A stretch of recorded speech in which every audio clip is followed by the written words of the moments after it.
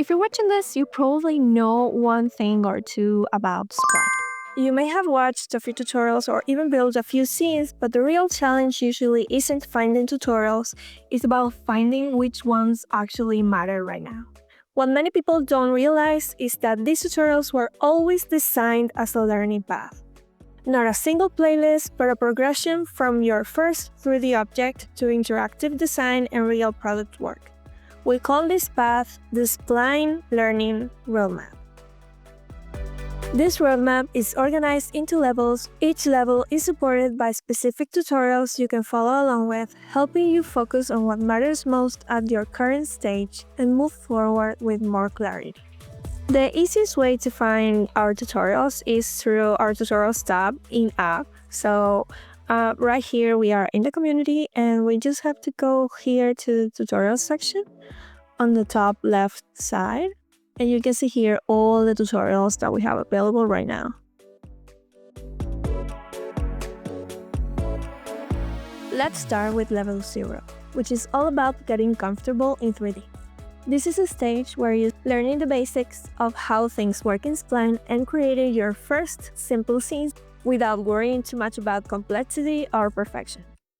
At level 0, a great place to begin is Intro to Spline 3D, which gives you an overview of Spline's interface and helps you understand how to navigate and work inside the editor.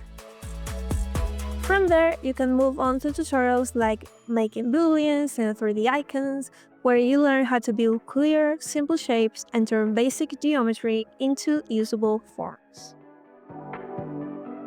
To bring everything together, how to design 3D abstract illustrations in Spline will help you apply those fundamentals and create a complete 3D composition.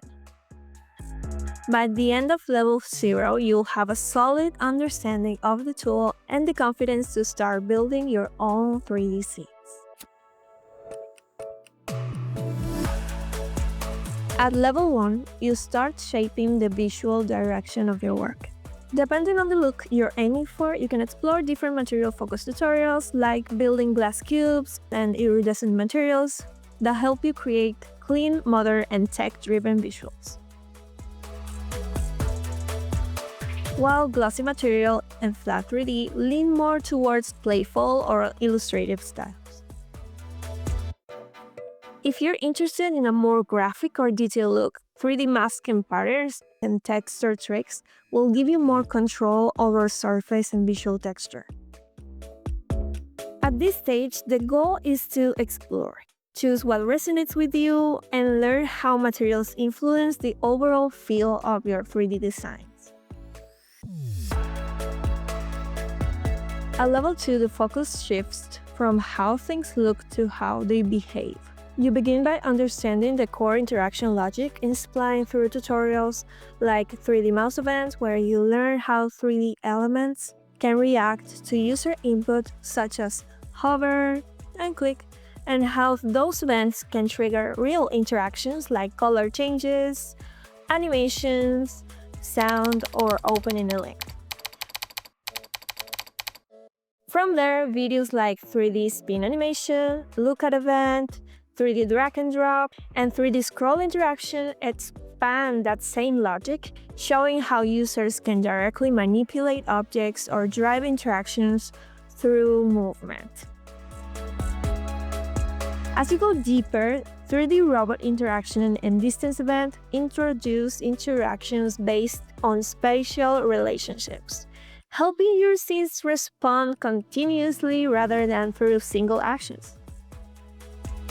Once these foundations are in place, tutorials like timeline animations will help you organize and refine motion over time, making interactions feel smoother, more intentional, and more expressive. By the end of level 2, you're no longer just adding effects, but designing interactive systems that feel responsive, natural, and alive. Up until now, you've been learning inside Spline. Level 3 is where your work leaves the editor and reaches real users on websites, in apps, and across platforms. A great place to begin is bring your Spline scenes to life on the web, which gives you a complete overview of how Spline scenes move from the editor into real web projects, covering export options, embeds, code-based integration, and popular web builders. From there, earlier tutorials like 3D for a website, create your own 3D store, and bring 3D to Shopify help you understand specific delivery scenarios, such as publishing interactive scenes into Wix, Shopify, Framer, and more. While videos like Bring 3D to iOS, Android 3D embeds extend the same delivery mindset to mobile platforms. By the end of level 3, you'll know how to take your Spline work beyond the editor and choose the right way to deliver interactive 3D across web and mobile platforms. Level 4 is about going further and exploring what's possible beyond the core workflow.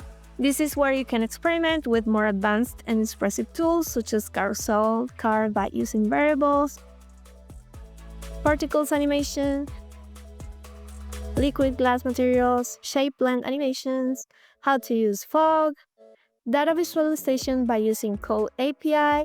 These tutorials aren't meant to be followed in a fixed order, but explored based on your interests and the kinds of experiences you want to create, giving you the freedom to develop custom behaviors and a more personal approach to interactive 3D. As you move through these levels, this roadmap will help you orient yourself and make sense of what to focus on. Over time, learning becomes less about following a specific sequence and more about experimenting, observing how things work, and refining your ideas through practice. If you ever feel stuck or unsure what to learn next, you don't have to figure it out alone. You can join the Spline Discord server to learn alongside others, ask questions, and get help as you build.